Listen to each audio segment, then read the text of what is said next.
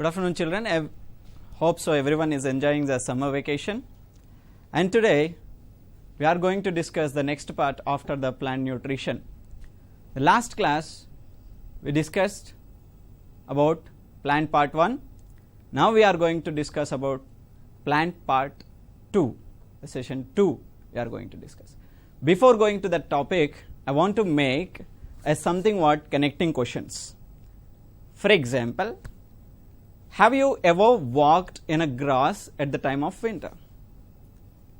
Hope so. Most of the peoples walked in a winter season upon a grass. You might have been noticed somewhat droplets present on the leaves of the plant. Have you ever seen? Hope so. Most of the peoples have seen that. Why that droplets were being produced by the plant? Do you know why? Yes. Today we are going to discuss that topic. And again, one more question is, all plants synthesize their food material on their own self? Is it correct? Is it correct? Place your question on your own. Most of the plants, they will synthesize the food material on their own. But few are not there. That is also we are going to discuss today. The last question is about, do plants have an excretory system? Can we guess? Do plants have excretory system? Yes, they do have excretory system even. Today we are going to discuss about the plants nutrition and other than autotrophic activity of the plants, as well as transpiration, which we can call it as a excretory part, and even secondary metabolites of the plants. Today as our topic is, 3 topics are there as per the part of the plant part 2. Okay guys, directly going to the topic, that is first one is nutrition in plant, extended topic. The mode of the nutrition in plants, most of them are autotrophic. In last class we discussed about the autotrophic plants and their food material synthesized by the process we are calling it as a what? Photosynthesis. We know about the photosynthesis process. Hope so everyone already we discussed about it. What is a photosynthesis? Already we discussed the reaction 6CO2 plus 12H2O gives rise to C6H12O6. Is it correct? Plus how many oxygens were released? 6 moles of oxygen plus 6H2O. Even water molecules also getting released. Here that extension of the reaction is, oxygen is a gaseous state. Obviously we have to give a arrow mark. In this case, the photosynthesis is utilizing of carbon dioxide and utilizing of H2O and making of carbohydrates and producing of oxygen, even water molecule. Under the presence of what? Under the presence of sunlight as well as chlorophyll present in a plant. Chlorophyll present in a plant. We have to know these concepts even. And last class we discussed about this reaction, and even we have to know what the chlorophyll nature is. Do you know formula for the chlorophyll? Right. C55 H72 O5 N4 Mg. Guys, I will place a logical question here. Right. In this case, C55 is there, H72 is there, O5 is there, N4 is there, and Mg is there. In this case, Mg is a metallic compound. Remember that? Because of this magnesium ion which is present over there, which will give the green color to the plant. It is nothing but reflection of light of the green color due to the presence of the magnesium which is present in the chlorophyll. Remember that a chlorophyll is in green color because of the presence of magnesium. That already we know about this reaction.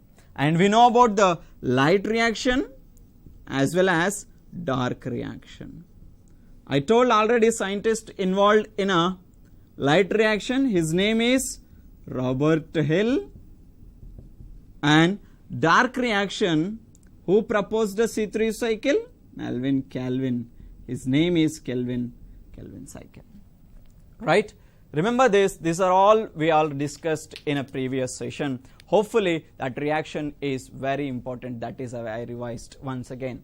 In this case, guys, here the plants are synthesizing their own food material by utilizing of sunlight as well as chlorophyll and making of their food material itself. But 99% mode of the food production is involved with this photosynthesis. But few of the plants not only depends upon the photosynthetic action, they will also act as a heterotrophic nature.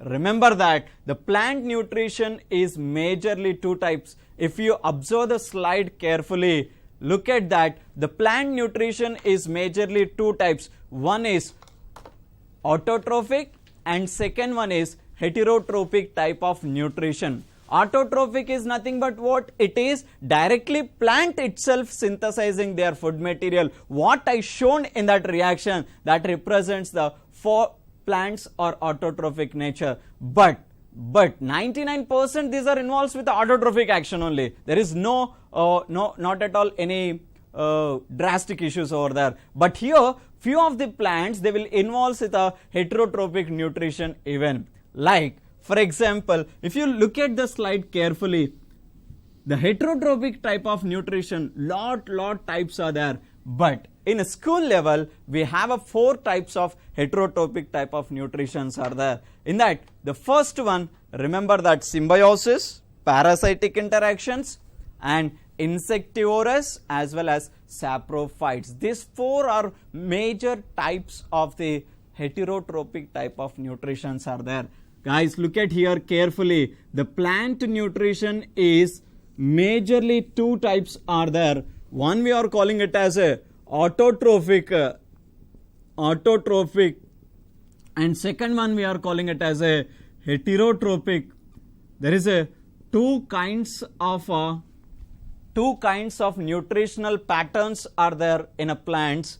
In the case of autotrophic, already I discussed the name of it. We are calling it as a through process. A photosynthesis takes place by the plants. That we are calling it as a photosynthesis. There is no involvement of second organism which can help to the particular organism to the plant. But there is no involvement. Directly plant, it is synthesizing their food material. No problem in this. Already last part we discussed about it. But heterotrophic type of nutrition, majorly, lot types are there in school level. But here we will discuss few of them which is very important. First one is, remember that, parasitic. And second one is symbiotic. And the third one is insectivorous. Remember that, insectivore.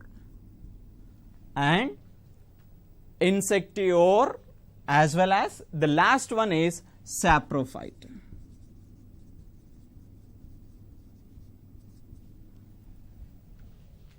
Here there is a 4 type of heterotrophic nutritions are there.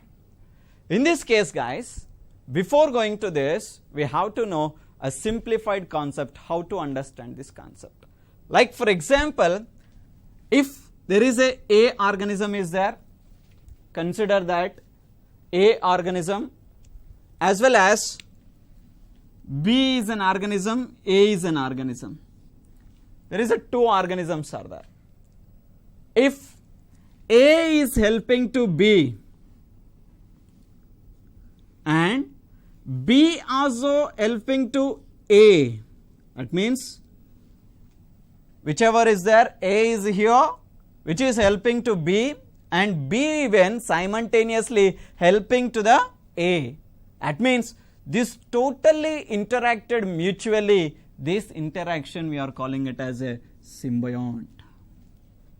Remember that a symbiotic interaction is, we can easily define that organism, one organism A, second organism B which is interacted helping together with a plus interaction, that we can call plus interaction is equal to symbiont. Remember that symbiont is a symbiotic interaction is nothing but a plus interaction between the two organisms. For example, if you go with an example like, especially look at here, plus interaction, we are calling it as a symbiont, and one more interaction, if you see the parasitic, in this case one organism is plus and second one is minus. In that case we can call it as a parasitic interaction. Remember, this concept is little, you may get confused with this concept, but hopefully you have to understand very clearly here, right? A organism is there, B organism is there. If A is helping to B, B is helping to A, together plus interaction, symbiotic interaction. In this interaction, two organisms are beneficial, but in second consideration, one organism is beneficial and second one is harmful. Then in that state, what will happen? This interaction, we are calling it as a parasitic interaction. Remember that. I'll tell you the examples of these two, because if you understand these correlated topics in mathematically, what you will say plus into plus, that it's not like that. Here it is interaction, it resembles the only interaction. In this case, what I am telling you here, the plus is symbiont and plus minus is parasitic. One is beneficial, one is harmful. Totally, the both are beneficial, then we have to call it as symbiont. I'll tell you the example for the first interaction, that is parasitic interaction. Look at, observe it very carefully. I found it here nearby only. The plant is itself, we are calling it as a Cuscuta. Remember the name of the plant? The name of the plant is Cuscuta. Cuscuta is an example of parasitic plant. Look at the particular stem and roots of the, we are unable to see the particular roots over there, but stem is little bit, roots and stems are modified as a parasitic in nature. Especially if you see the parasitic roots, which we can call it as a Haustorian type of rotated system. In this case, example here, you can see this. It is circularly it is bounded to that particular plant. In this case, the Cuscuta, which will depends upon the particular plant, where it can grab the nutrients from the elongated stem. It is another plant. Most of them, those are the dicot plants only involves with this Cuscuta parasitic interactions. But in this case, this is what the Cuscuta, in generally, we can see in villages, we can see lot of this Cuscuta species, right? Hopefully you might have been understanding this. This is a parasitic in nature which grabs the nutrients from the one plant. It means what? A Cuscuta is a plus. That means what? It is grabbing the nutrients from the plant. Obviously it is a plus. It is gaining the nutrients, obviously plus. And whichever the long plant is there, which is losing the nutrients towards of the Cuscuta, then this is a minus interaction. Plus and minus itself, it is indicates the parasitic interaction. Hopefully you are being understood with this, right? Look at carefully, Cuscuta plant is an example of parasitic interaction, right? Hopefully Cuscuta is a, resemble that, it is a parasitic interaction, we can call it as a Cuscuta. Cuscuta is a parasitic plant, right? And in this case, second case, I want to tell you, in this case, the both are plus and plus. It means what? The both, which is A is beneficial, that means a plant is beneficial as well as another B organism also helpful. This is what we can call it as a symbiont. This we can say best example, we can find that lichens. Lichens are the best example for the symbiotic interaction. Remember that lichens are the best example for the symbiotic interaction. How can you define the lichens? Lichens is not a term what we can say, it is not a separate term. Lichens are nothing but it is a interaction between the algae, as well as fungi. The interaction between the alga and fungi, which is known as a lichen. In generally, US English, it is the pronunciation is completely different, and Britain English also pronunciation is completely different. Here, look at here, we can call lichens as well as lichens. If you found in a dictionary, it is not a problem. We can call it as a lichens as well as lichens. It doesn't make any difference, right? Look at here, algae as well as fungi. Algae as well as fungi, the both we are calling it as a interaction between these two, or we are calling it as a lichens. If you see in a slide, obviously you will find that particular lichens. Look at there in a slide 3, you can find that on the top of the plant lichens were grown. Example for the symbiotic interaction, those which is useful even to making of biryani. Have you ever ate Hyderabadi dum biryani? There you will get a nice flavor in that particular biryani due to adding of these lichens. But most of the there is a separate groups of the lichens are there, but not all the lichens are used for the making of biryani. Little there is in that. Even we will do the pH test. Do you know that pH, right? pH, alkaline, acidic. In chemistry we will find, right? We can call alkaline as well as acidic. These are the different kinds of pH. We can call it even neutral. How can you say alkaline is nothing but greater than?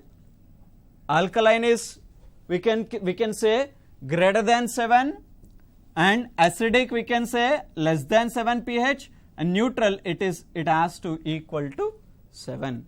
If it is equal to 7, then we have to call it as a neutral. If it is less than 7, we have to call it as a acidic. If it is greater than 7, we have to call it as a basic or alkaline. If you interestingly see this, the mathematical what we can say expressions also came here. Greater than symbol and less than symbol, even we can learn these also. Look at here carefully. Why I am telling this pH is nothing but here the lichens also useful for the making of blotting papers, even litmus papers preparation also. This we can use the particular lichens. Litmus paper preparation, in that lichens are very useful. Remember that testing of the saltiness of the water by using of pH, that litmus paper that will be prepared by the lichens. Hopefully you might have been understanding the lichens. Do you know where these lichens grow? Do you think? Right. Hope so. Most of the people seeing in that particular slide, the third expression, the lichens which are over there, those are present on the top of the stem. Look at carefully. Lichens are present on the top of the stem of other plant. It is nothing but it is epiphytic in nature. Epiphytic is nothing but what? Here the epi is nothing but top, phytic is nothing but plant. On the top of the plant they will grow, epiphytic in nature even. And even though those of the lichens which is also grown on the top of the rocks, even top of the stones also they will grow, and these are called even lithotropous. Lithotropous is also one of the example of the lichens where they are growing. Hope so, peoples, you might have been understanding this concept very well. Remember that where the lichens are growing, lichens are nothing but, first of all you have to know the definition of the lichens. Lichens is nothing but here the algae and fungal interaction together and mutually interacted together, and that's what we are calling it as a lichens. We can call it as a lichens. And lichens are epiphytic in nature, as well as lichens are lithotropic in nature, because lithos means rock. Lithos means rocks or stones, stony material we can call. Lithotropous we can call. Tropous is nothing but nutrition. In generally social studies we will find lithospeo. Might have been, you remember lithosphere. Lithosphere is nothing but what? Which is the earth covering layer covered with rocks and stones, that we are calling it as a lithosphere. Remember that these concepts are very important, right? Anyways, we read here with two interactions. One is parasitic interaction, second one is symbiotic interaction. The symbiotic interaction, not only the lichens are the example, few of other examples also there. In last session of part 1, we discussed about the symbiotic interaction of root nodules. I shown that picture even. The root nodules. Root nodules are what? If you see the particular leguminaceae plant, leguminaceae plants are nothing but here the pulses. Pulses are the leguminaceae plants. Pulses are the leguminaceae plants which they had at the root state, they had at the point of the root system, they had what we can say nodules are present at the top of the roots, and these nodules are formed because of the rhizobium bacteria. Rhizobium bacteria, which is very important, useful for the making of root nodules in the plants, legume plants making the root nodules here. That interaction we are calling it as a symbiotic interaction. The symbiotic interaction, how we can make sure that how the rhizobium helpful for the legume plant? It is giving the nitrogen resource to plant. And how the plant is giving, that is, it is giving the nitrogen, it means it is helping the plant. How the plant is helping to the rhizobium? It is created the anoxygenic condition, that is nothing but absence of oxygen. There is no oxygen is present. Then obviously this interaction, the both are helping together, and this interaction we are calling it as a symbiotic interaction. Remember that, guys, the symbiotic interaction and parasitic interaction. Cuscuta is an example for the parasitic interaction, and symbiotic interaction, it is an example we can call lichens, as well as here the leguminaceae plants are the example for the symbiotic interaction. Not only that, few of them, this is a heterotrophic type of nutrition is going on, because the plant itself not synthesizing their food material, it is depending on others. Somehow others, what we can say, somehow it is depending, then fully not it is an heterotroph, but somehow it is depending on other organisms, then we can call it as a heterotrophic type of nutrition. In this case, and the third one we have to discuss about the insectivorous plant. Insectivorous plant. In this case of the insectivorous plants, look at carefully the insectivorous plants, which is in a slide. Hope so everyone seeing it. And the leaves of the insectivorous plant is looking like a green in color. They can you can make a question over there. If a plants are green color, why should they are adapted to eating of insects? Is there any logical issue over there? Because they had a green colored leaves are present. If it is a green color leaves are there, then why they are making into heterotrophic type of nutrition? Is there any necessity of the plants? Okay, hope so. You are thinking well, and that is because of the, if soil is very less amount of nitrogen. If there is a nitrogen source is very less, in that state, what will happen to the plant? The plant unable to grab the nitrogen from the soil, then how come it grow faster, and how it is synthesizes the protein, how it will make the amino acids, that are not possible. So here the nitrogen is necessary for the plant growth, then the plant require the nitrogen. If the soil is not consisting of nitrogen, then what will happen? It has to get the nitrogen from somewhere. Then the plant started the adaptation to give some cone-shaped leaves are present, especially in Nepenthes. If you see that particular plant in a slide, hope so you are been understanding that. The slide which is represent the first one, the Nepenthes. Nepenthes is like a cone shape. Are you okay with that cone shape? Nepenthes. It is also known as pitcher plant. If you closely observe that pitcher plant, there is a cone shaped leaves are there. consider that, remember that it is the edge of the leaf only modified into cone shape. It means leaf only participating in particular food making and food grabbing system. There the insects will trap on that particular leaf and the plant will eat the particular insects for the nitrogen resources. Not only that, the second example is Drosera. Drosera, you look at that, a second example, Drosera, it is known as sundew, and even that is also considered as an insectivorous. Look at the beautiful nature of that particular plant, which will attract the insects very easily, and the gel shape will be produced by that particular plant. Even the insects are more attracted towards of the plant and they will get trapped by that particular leaf. Hope so you might have been imagined that how the leaves are getting trapped. If you are been watched that Avatar movie, like how it is resembles the same. And even a third example, Utricularia. It's a Utricularia plant. You can see in the third picture. In that, it is also a insectivorous plant. Even last one is Dionaea. Look at the spelling carefully. Dionaea.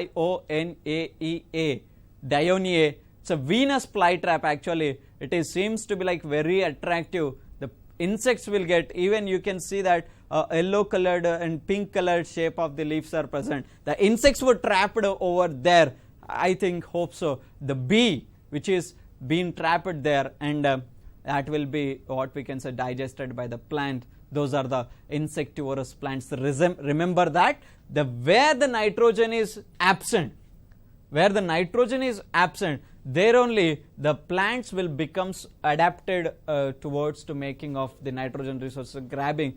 The plants is turning into insectivorous nature. If it is not being adapted to like that, they won't survive at all. The Darwin's theory is that only, that Darwin's natural selection.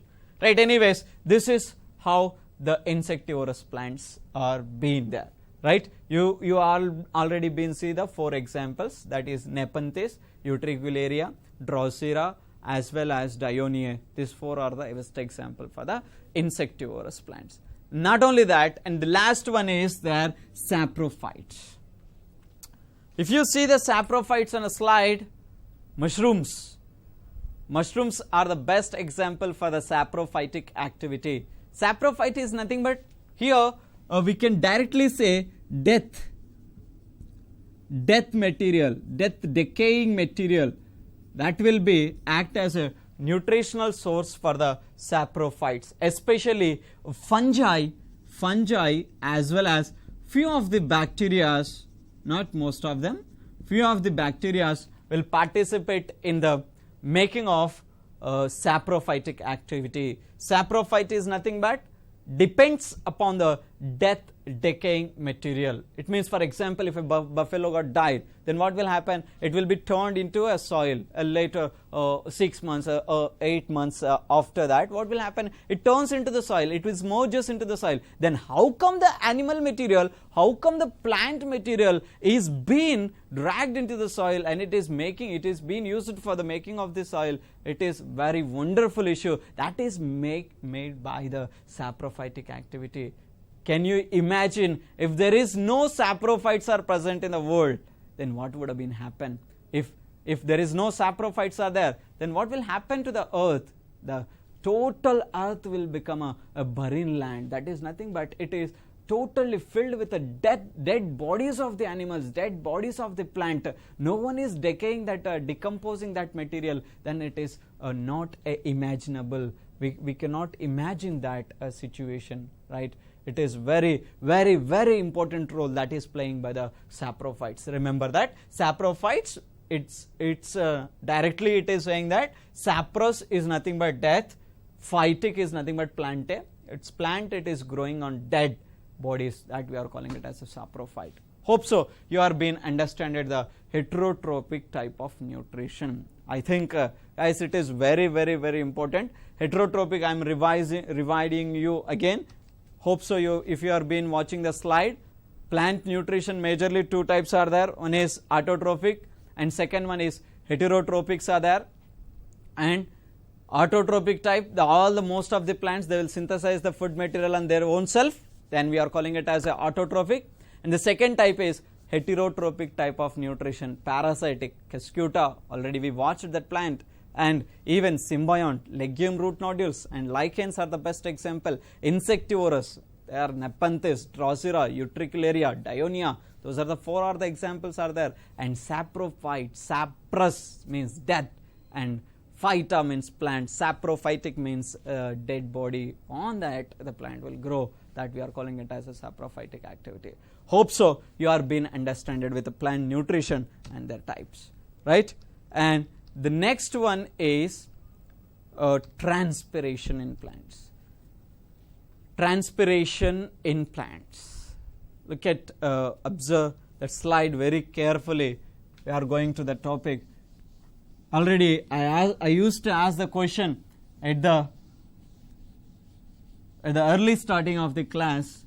I placed in a question. Do you remember that? The question is, if you are been walking on a grass, on the top of the grass, hope so, you been walking on a top of the grass at the time of winter, you will find small water droplets on the surface of the grass. You are being touched with that, with your legs, even your foot even sometimes will become wet. Why? Because of these droplets. Do you know why this been happen? Because of the transpiration in plants.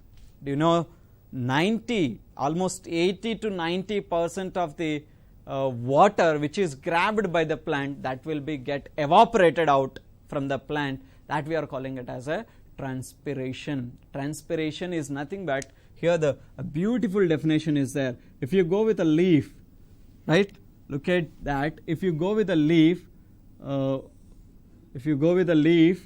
what is that? A leaf, most of the plant part, that is leaf, is participating in transpiration action. In this case, what is a transpiration? What I said, the evaporation of water from the plants. That means here the water is getting evaporated. Then we are calling it as this process we are calling it as a transpiration. Transpiration is nothing but evaporation of water from the plant, that we are calling it as a transpiration. Hope so you have been understanding the definition of the transpiration. Then how the transpiration will take place and when it is going to be happen, and what are the factors which is affects the transpiration rate. In this case, first of all, we know that a transpiration is nothing but evaporation of water. In that, which cells are participating over there? The guard cells. Very important one. The guard cell we are calling it as a protecting cells. So guard cell protects from the transpiration rate. Guard cells. This we are calling it as a guard cells. The guard cells are useful for making of stomata. The pore which is made by the guard cell, we are calling it as a stomata. The total structure of stomata includes guard cells and little pore is present. This pore which is useful for the transpiration. The guard cells are present, and even this is the stomatal pore. In this case, the guard cells sometimes they will get swell and sometimes they will get thin. At the time of thin in nature, then automatically the stomata will get open, the transpiration rate will be very high. What is the major use of this transpiration? The excess amount of water whichever present in the plant, that will be get evaporated. For example, plant want more nutrition, then what will happen? It will grab more and more amount of water. In that nutrients elements are present. Obviously it want to grab more amount of nutrients. In that case, the nutrients as well as water also will get come. Obviously it want to throw that water, if whichever the excess amount of water is there, it want to throw that water. Obviously the process which is involved in that making of evaporation of the water, that majorly we are calling it as a transpiration. When this process is more and more, it's nothing but very high at the condition of, in the case of the temperature has to be what? It should be, temperature should be very high. In that case only, if the temperature is high, then the transpiration rate will be very, very, very high, losing of water. And even in the case of the hydrophytic plants are nothing but, here the hydrophytic is nothing but the plant which will grow in the water. The plants which will grow in the water, those we are calling it as a hydrophytic plants. There is a lot amount of the water is present. Then the stomatal count also, hydrophytic plants stomatal count is also very high. Obviously, the transpiration is also high. But in the case of the xerophyte, the first case, hydra means water, hydra means water, phyta means plant, xerus, in last session I used to say xerus means dry and phyta means plant, dry place presenting plant. In this case, what will happen? Here the transpiration rate is very low because there is no availability of water, because dry nature is present. Here these are the factors which is making involvement of the transpiration rate. Remember that it is very, very, very important. And after this, of the transpiration, we have to know two essential concepts where students will get more and more get confused, right? Please be focused for few minutes. If you understand the concept well, then we can grab lot of examples surrounded by us. I will tell you, before going to the topic, I will tell you very daily issues, how we are being associated with that two issues. One issue is diffusion.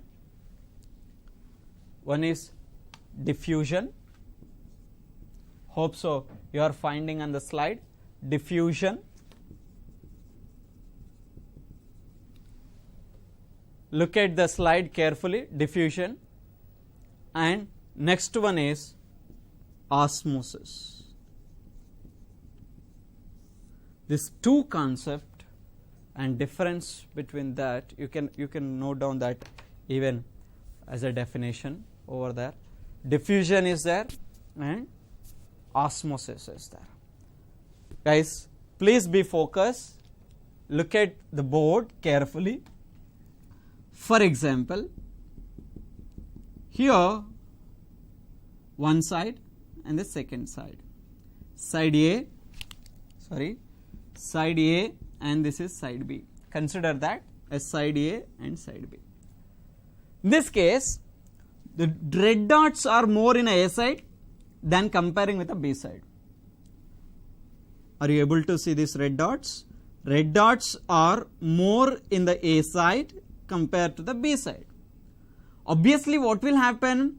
High concentration at A side, low concentration at B side. The molecules, whichever it might be, the A side is high concentrated and the B side is few are there, which is very low. The low concentration is there. If the molecules are traveling high concentration to low concentration, the concept is known as diffusion. Diffusion is a definition which involves the concentrated molecules, whichever high concentrated molecules are there, that wants to move to the wards of the low concentrated side. This the part exactly we can call it as a diffusion. For example, if you place a perfume on your shirt or your pint, or you have sprayed a perfume, something what perfume you sprayed, then obviously the people who are surrounded you, they also sense that particular perfume. How? Because of the diffusion. Diffusion is it's a concept that involves with high concentrated area is where you are placed that perfume, where you have sucked that perfume, that place, and where it is moving, wherever the low concentrated areas which is surrounds you, that is nothing but diffusion is nothing but where the high concentrated to low concentration. Not only that, you are smelling the what we can say a biryani smell, you can otherwise a flower giving a beautiful smell, or anything like making of some domestic whichever the curries, or we can say something what whichever the smell which is giving by the plants or materials, that you can sensitize that concept is called diffusion. Diffusion, the definition is high concentration to low concentration. The molecules, solute molecules are moving high concentration to low concentration. This is called a diffusion. But here the efficient concept, that will not, this whichever the diffusion is there, it will not be suitable for the osmosis. Osmosis is completely different. Remember that. Before going to the osmosis, I want to tell you one interesting concept to you. One interesting concept is there about the osmosis, right? What is the osmosis? You cannot learn the osmosis directly. There we have to focus at the particular area where we have to know water potential. Water potential. Water potential, we have to know the concept of water potential. What is the water potential? Here the water potential is a pure water. Do you know H2O is a pure water? Otherwise you can take distilled water. Distilled water is very pure indeed. It is having a highest water potential. Observe this point very carefully. What I said here is water potential, I am discussing the concept. Which one is having a highest water potential? Distilled water. Distilled water is a pure water which is consisting of only H2O. Then we are calling it as it is a highest water potential. If you add NaCl to it, NaCl is nothing but, you know, sodium chloride. Sodium chloride, it is nothing but salt which is present, available in our kitchen. We can find in domestic use also the salt. If you add a salt to it, that means pure water turned into concentrated of salt, then obviously what will happen to the particular water potential? It will get reduced. If you add NaCl, if you add sugars, if you add anything dissolves in water, that will make the water potential to get less. Hope so. If you understand this concept, then only you understand the concept of the osmosis. Look at carefully what I am saying. The water potential is high for only pure water. Pure water water potential is very high, but if you add any substances such as sodium chloride or sugars or any other substances which is dissolves in water, that will reduces the water potential rate. And here now we are moving to the definition of the osmosis. Hope so. Osmosis is a concept which is involves in a where high water potential to low water potential. The movement of water from high water potential to low water potential.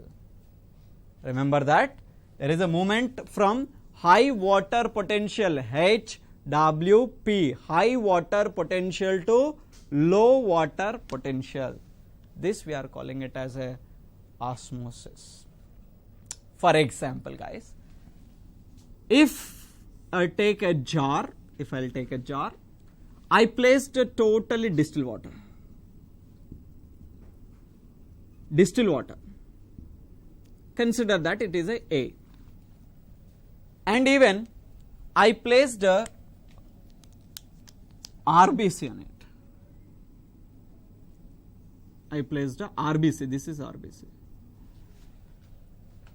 This is totally the surrounding of it is distilled water. That means high water potential. The RBC have what? Here it is high water potential. Somewhat proteins are present, somewhat sugars are present, somewhat other materials are present in the RBC. Obviously it is low water potential. Then where the water has to move? High water potential to low water potential. Then what will happen to RBC size? It will get increases continuously. Then after the increasing of maximal level, the cell will get burst and it will get die. Hopefully I am revising you again. My concept is high water, how the water is moving, the osmosis is nothing but it is a concept where the high water potential to low water potential. Water is moving from the high water potential to low water potential. In that case, distilled water is a high water potential, RBC is a low water potential. Obviously, A water is nothing but whichever high water potential molecules are there directly moving to the low water potential. Obviously, the cells will get swollen, then it is turns into what we can say death of the RBC. This process where it is moving inside of that we are calling it as a, remember that, endoosmosis. Endoosmosis is nothing but it is a grabbing of the what we can say a water into the cell, then it is called endosmosis. And what happened if you are been placing the same situation, for example, here I added the sucrose solution. I took a sucrose solution which is very high concentrated, and automatically if it is high concentrated means low water potential. Obviously, if more salt concentration is there, obviously low water potential. What will happen if I place the same RBC at here, then the RBC, whichever the RBC is there, that will lose the water from, because it is having a high water potential comparing to the sucrose solution. High water potential is present, obviously it is grabbing it on this. Obviously this is turned into the state where we can say the cell will turns into rigid, not rigid, it is like a, it will get clumsy in nature, then obviously it will get die, right? This is the plasmolysis process where it will takes, right? Remember that carefully, that concept even, right? This is what isotonic solution, that is nothing but where the, if you look at the slide perfectly, if you look at the slide on the particular system, in that case isotonic solution, the first one, there is no variation in that particular RBC, but if you place that hypotonic solution, then obviously cell will get swollen, and hypertonic where high concentration, less water potential, then it will becomes into what we can shrunken. Shrunken is nothing but which is constricted in nature, the cell even it will die. For example, if you eat any spicy material like chips, otherwise kurkures, like something whichever material with a spicy and saltiness, you will feel like thirsty. Why we are feeling like thirsty? Because the cells will get shrunken, right? Obviously that is what the major concept, right? And root pressure concept and transpiration rates, if you before going to that, we will have a small experiment related to the transpiration rate. In this case, the transpiration rate example, how will you can find the plants consisting of transpiration? Hope so. This is a plant where I took from that, and before 4 hours, you can see that small water droplets are present in that. Hope so. Everyone is seeing that. A little water drops are present because I placed 5 hours in a hot at outside.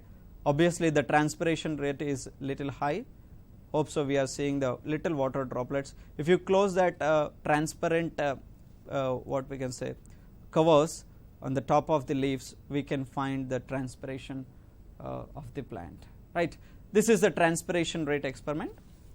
Hope so everyone is understanding that. And the thing is root pressure concept. For example, you can observe that particular slide where the water is present at the downstream of the plant, and that will be going to upwards because of the process we are calling it as a roots absorbing by the osmosis process, and the water is going to upwards because of there is a majorly 2 tissues are there. One is xylem, second one is phloem. Observe carefully xylem and phloem concepts.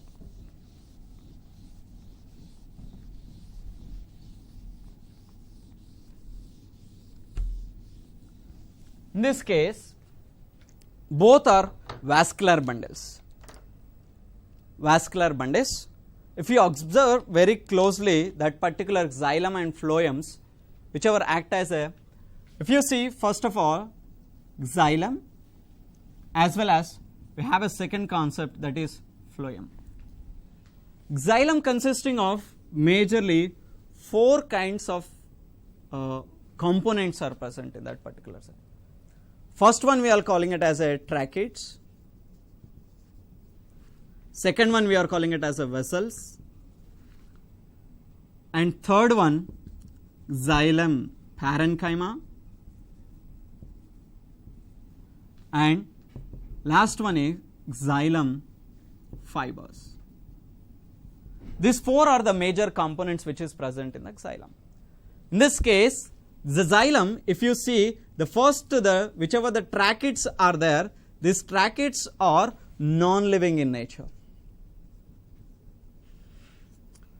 Even vessels also non-living, remember that. And parenchymal only the living cells which is present in the xylem. But xylem fibers also are non-living. And remember that everything is thick in nature. Thick is nothing but very thick.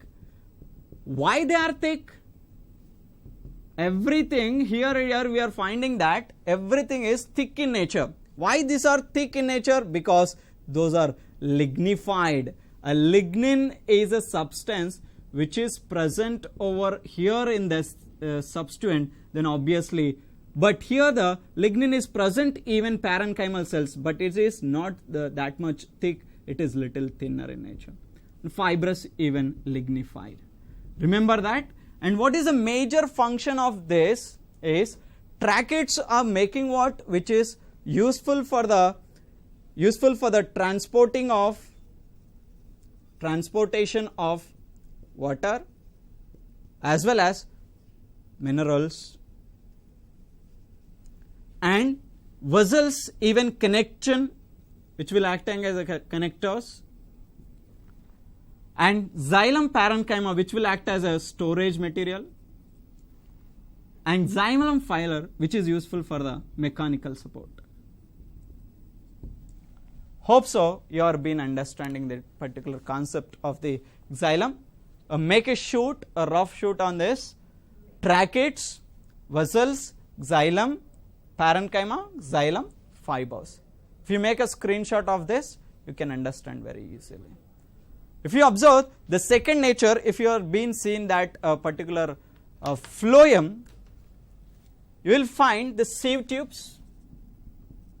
Sieves are present, sieve tubes are present, and even there is a companion cells are present, and even parenchyma cells are present, and last one is fiber cells are present. In this case, look at here, the sieve tubes attaches to the companion cell, and companion cells attaches to the parenchyma, and parenchyma is lastly covered with the fibrocytes. That is nothing but fiber cells which will give the mechanical support to the particular phloem. Mechanical support to the phloem. In this case, what it is going to be happen, here it is a one by one cell, wherever the parenchymal cells getting synthesizing the food material, whichever came by the chloroplast, that will be trapped by the companion cells, and companion cells receives the food material to sieve tubes. Obviously, it is being transported throughout of the plant body. And even the last one, excretion of the plant system. Hope so you are seeing the Papaver somniferous. Papaver somniferous, which is what we can say morphines are there, which is act as a painkiller, and Rauwolfia serpentina, excretory material synthesized by the plants, that is alkaloid. Rauwolfia serpentina, which is reserpine, used for the blood pressure controlling. Caffeia arabica, that is nothing but caffeine. Daily we are drinking the tea, obviously that we will grab the particular system caffeine, that it will increases our central nervous system. Tobacco, Nicotiana tobaccum, which is also activate our neurological system. Datura, tropina is a where the material alkaloid which is present in datura. Hope so. That is useful for the poisonous material, actually datura. If you look at the tannins, tanning is nothing but making of brown color. For example, belts are there, making our belts where we are wearing in at wrist, and even leather industries we will use the tannins. Cassia, acacia, that is tangedu and tumma, that we will use in the making of tan resins. Do you know the paintings, whichever we are using in daily life, the paintings which is what gymnosperms gives that resins. Obviously in varnishes we will use that turpentine oil, like that we are using. And the gums, hope so everyone used that gums, like in tumma, like acacia, we will find even neem plant also produces the gums that is oozing out of it. And latex, do you know, for example, if you see this last one, I want to show that latex particularly in this stem. If I'll cut this particular stem, there you will see white color a substance is producing by that particular stem. It's a latex like substance, even that is also present in the plant. Hope so. It is a rubber like a Hevea and Braziliensis and Jatropha. These are the plants which will produce as the latex. Latex is useful for the daily life in rubber industries and all, right? And lastly, I want to tell you that project work, prepare a report on various commercial uses of different plant products, like whichever you are surrounded being. It's not go far away from you. Just observe the plant, how it is useful. Just prepare a report on various commercial uses of different plant products with the help of newspapers or old magazines or surrounding like whichever is useful to you. And second one is insectivorous plant can be considered as a carnivorous. Do you agree with this? Hope so. Insectivorous or carnivorous or not, that your opinion has to give over there, and give reasons for that, why it is carnivorous and how it is been, because you already been noted that all the things surrounded you, right?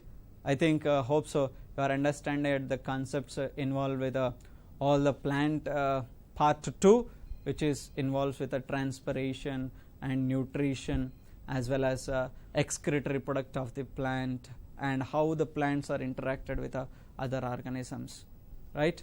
And this is how the plants are getting interacted. Thank you very much to everyone watching of this. Thank you.